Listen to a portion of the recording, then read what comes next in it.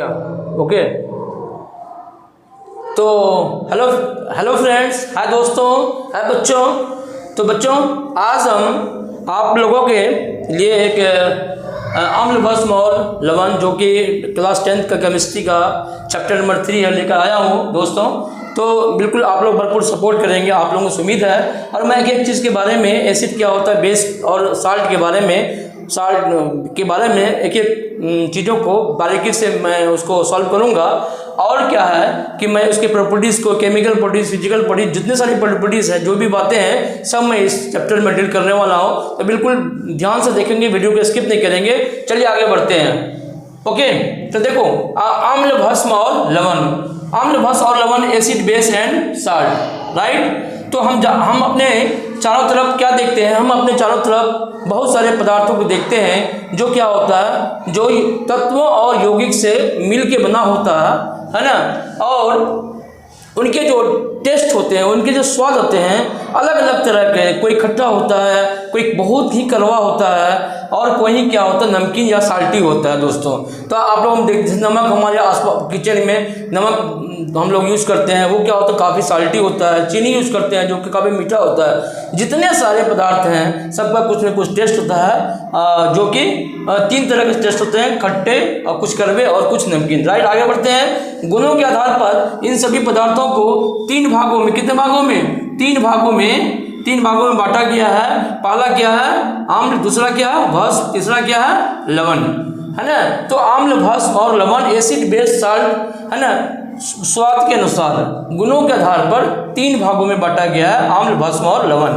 तो अब हम बच्चों अम्ल के बारे में बारीकी से पढ़ते हैं। अम्ल है क्या, एसिड होता क्या चीज़ है। तो देखो, अम्ल की उत्पत्ति कहाँ से हुआ। अम्ल की उत्पत्ति एक लैटिन शब्द है, लैटिन भाषा का शब्द है एसिडस। क्या है, एसिडस। और एसिडस से ही अम्ल शब्द की उत्पत्ति हुआ है। और एसिडस शब्द का मतलब क्या होता है, खट्टा होता है कि नहीं। एसिडस शब्द से ही एसिड शब्द की उत्पत्ति हुआ, और जिसका अर्थ होता है खट्टा, राइट। तो इस सबसे बड़े वैज्ञानिक जो आर्हेनियस, ब्रॉस्टेंट और लॉरी, आर्हेनियस, ब्रॉस्टेंट एंड लॉरी और लुईस, है ना, ये बड़े वैज्ञानिक थे केमिस्ट्री के, और जिन्होंने अम्ल के बारे में डिटेल समझाया, जिन्होंने अम्ल के बारे में डिटेल परिभाषा दिया, अनेक परिभाषा दिए, और उनके बारे में काफ़ी समझाया। तो आइए आगे बढ़ते हैं। आर्हेनियस के अनुसार अम्ल वैसे पदार्थ होते हैं जो जल में घुलकर हाइड्रोजन आयन यानी H+ आयन देता है। यानी कि एसिड क्या है या अम्ल क्या है, अम्ल वे पदार्थ है, किसके अनुसार, आर्हेनियस के अनुसार अम्ल वैसे पदार्थ को हम कहेंगे जो जल में घुलकर क्या देता है, हाइड्रोजन आयन देता है ना, H+ आयन देता है। आगे बढ़ते हैं। तो हमने समझ गया, अम्ल की परिभाषा समझ गया। अम्ल वैसे पदार्थ को कहेंगे जो जल में घुलकर हाइड्रोजन आयन देते हैं, उसे हम लोग अम्ल कहते हैं, उसे हम एसिड कहते हैं। हाइड्रोजन आयन स्वतंत्र रूप से नहीं रह सकते, इसीलिए जल के एक अणु के साथ मिलके ये क्या करता है, हाइड्रोनियम आयन का निर्माण करता है, या हाइड्रोनियम आयन बना लेता है। तो हाइड्रोजन आयन प्लस और एक जल का, एक वाटर का एक मॉलिक्यूल लेके ये हाइड्रोनियम आयन बनाता है। इसका स्ट्रक्चर आप देख लेंगे। तो H+ H2O, तो क्या बनाया, हाइड्रोनियम आयन बनाया। आर्हेनियस के अनुसार 2 तरह के अम्ल पाए जाते हैं। पहला है जल में विघटित होकर हाइड्रोनियम आयन देने वाले पदार्थ। दूसरा क्या होता है, जल से अभिक्रिया कर। एक होता है जल में घुल के टूट गया और अलग अलग हो गया, हाइड्रोक्साइड आयन अलग हो गया, हाइड्रोजन आयन अलग हो गया, ठीक है ना। 2 तरह के पदार्थ, एक जल में घुलकर हाइड्रोनियम आयन देने वाले, एक जल से अभिक्रिया करके, रिएक्शन करके वाटर से, तब जाके वो हाइड्रोनियम आयन देता है। तो 2 तरह के अम्ल पाए जाते हैं, एक जल में घुलकर हाइड्रोनियम आयन देने वाले, दूसरा जल से अभिक्रिया करके हाइड्रोनियम आयन देने वाले पदार्थ, राइट। आगे बढ़ते हैं। चलो दोस्तों, है ना।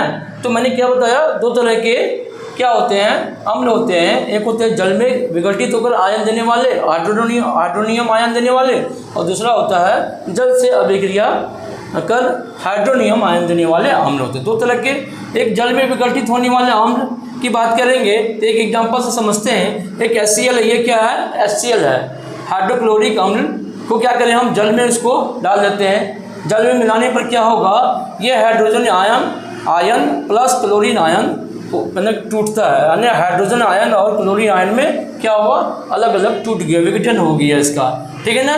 फिर ये हाइड्रोजन आयन को हम क्या करेंगे बाबू, जल के साथ जल में क्या करते हैं, फिर मिलाते हैं, क्या मिलाते हैं, जल में मिलाते हैं। और क्या होता है, अब यह तब हाइड्रोनियम आयन जल से अभिक्रिया है ना करता है, ठीक है ना, जल से अभिक्रिया करके ये हाइड्रोनियम आयन देता है। तो क्या होता है देखो, जल में विघटित हुआ है ना, तो ये हाइड्रोजन आयन यहाँ बना, क्लोरीन आयन अलग अलग हो गया, और फिर ये हाइड्रोजन आयन जल से के साथ मिलाते हैं, तो क्या होता है, ये हाइड्रोजन क्या हो गया, कैंसिल हो गया तुम्हारा, ठीक है ना।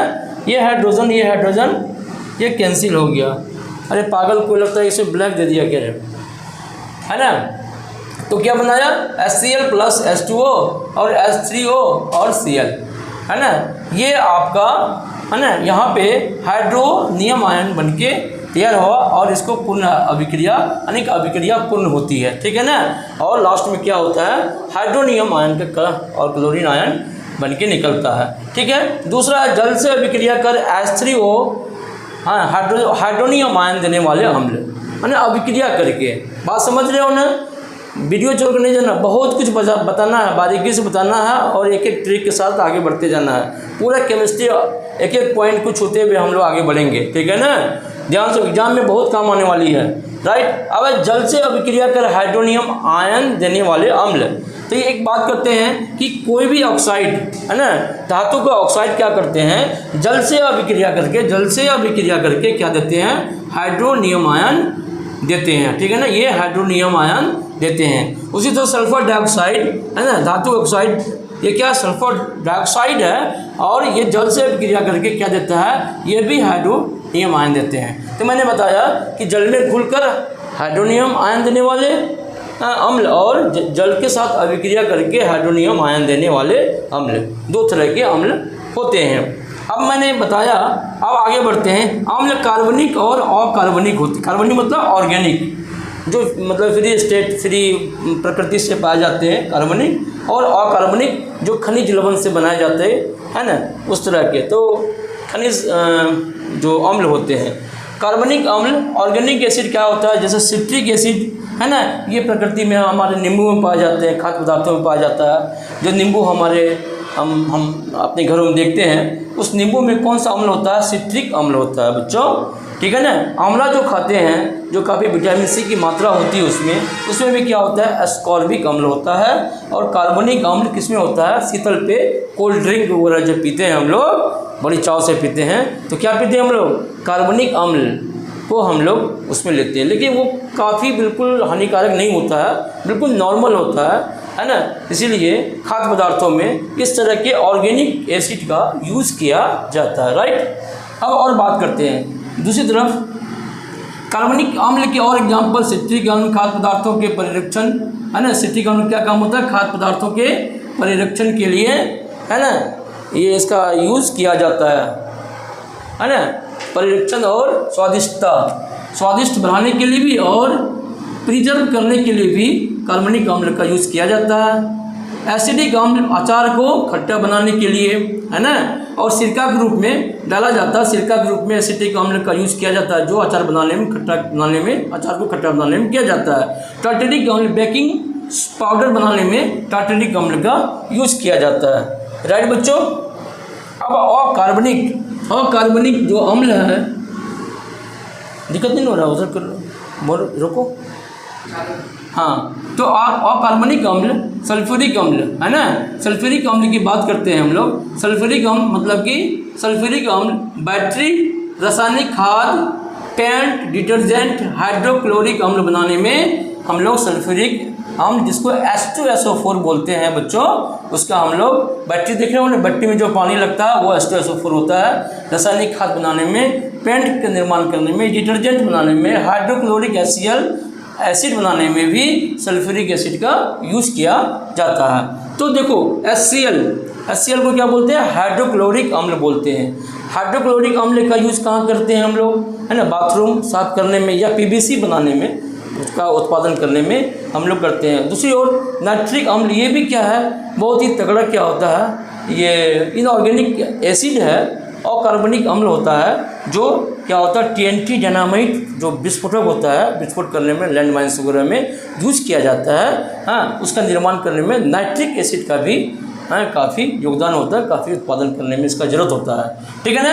अब अम्ल और खाद्य पदार्थ की बात करते हैं। अम्ल कौन कौन सा अम्ल किन किन खाद्य पदार्थों में, खाने वाली चीज़ों में पाया जाता है, फूड आइटम्स में, हम देखते हैं एक बारीकी से एक नजर डालते हैं। देखो सिट्रिक अम्ल किसमें पाया जाता है, संतरा और नींबू में सिट्रिक अम्ल पाया जाता है। ऑक्जेलिक अम्ल किसमें पाया जाता है, टमाटर में ऑक्जेलिक अम्ल पाया जाता है। टार्टरिक अम्ल बच्चों किसमें पाया जाता है, इमली में पाया जाता है। एसिडिक अम्ल किसमें पाया जाता है, सिरका में एसिडिक अम्ल। लैक्टिक अम्ल किसमें पाया जाता है, दही में, एक दो दही घर में खाते हैं उसका लैक्टिक अम्ल चालू करो। लैक्टिक अम्ल, दही में कौन सा अम्ल पाया जाता है बच्चों, लैक्टिक अम्ल। सिरका में कौन सा, एसिडिक अम्ल। और इमली में टार्टरिक अम्ल। ये याद कर लेना, तुम लोग याद करने वाला चीज़ है।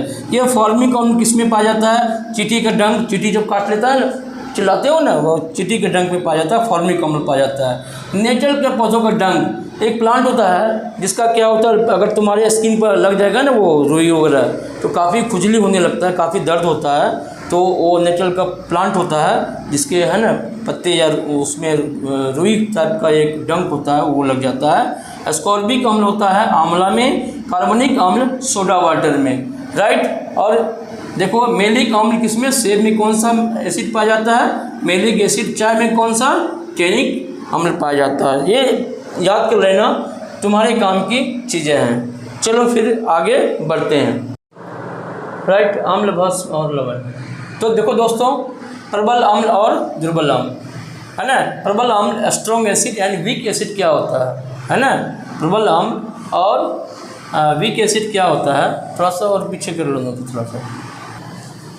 हाँ तो दोस्तों, प्रबल अम्ल और दुर्बल अम्ल, strong acid and weak acid के बारे में अब हम लोग ट्राई करेंगे। अम्ल की शक्ति, है ना, अम्ल की पावर जो है, एसिड का पावर हम कैसे करेंगे, तो यानी कि जो कोई अम्ल कितना स्ट्रॉन्ग है कितना वीक है, ये कैसे हम जानेंगे।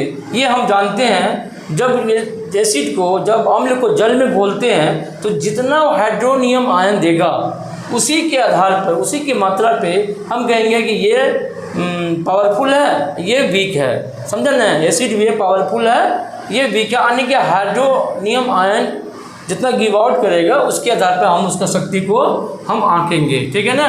तो कहते हैं कि अम्ल की शक्ति जलीय घोल में हाइड्रोनियम आयन की मात्रा पर निर्भर करता है। प्रबल अम्ल, प्रबल अम्ल स्ट्रॉन्ग एसिड जलीय घोल में थोड़ी सी मात्रा डालने पर पर्याप्त क्या निकलते हैं, ये हाइड्रोनियम आयन देते हैं। थोड़ी सी मात्रा, है ना, जलीय घोल में थोड़ी सी मात्रा आप अगर एसिड की डालेंगे, अम्ल की डालेंगे, तो क्या होगा, बहुत सारी मात्रा में, पर्याप्त मात्रा में हाइड्रोनियम आयन देता है। दुर्बल अम्ल की बात करें, वीक एसिड की बात करें, तो बहुत कम संख्या में आयनित होने वाले अणुओं के कारण अम्ल दुर्बल हो जाते हैं। बहुत आयनित होते ही नहीं, टूटते ही नहीं है ना, विघटित होते ही नहीं है, थोड़ी सी मात्रा में होते हैं, इसीलिए ये दुर्बल अम्ल कहलाते हैं, वीक एसिड कहलाते हैं। प्रबल अम्ल और स्ट्रॉन्ग एसिड, प्रबल अम्ल और दुर्बल अम्ल के बीच में कुछ एसिड के बारे में जानेंगे। ये स्ट्रॉन्ग एसिड, जैसे सल्फ्यूरिक एसिड क्या होता है बेटा, H2SO4, वो क्या होता है, स्ट्रॉन्ग एसिड माने जाते हैं। नाइट्रिक एसिड क्या होता है, HNO3, हाँ, नाइट्रिक एसिड होते हैं। उसी तरह से हाइड्रोक्लोरिक एसिड भी क्या होते हैं, स्ट्रॉन्ग एसिड होते हैं। नाइट्रिक एसिड भी स्ट्रॉन्ग एसिड होते हैं।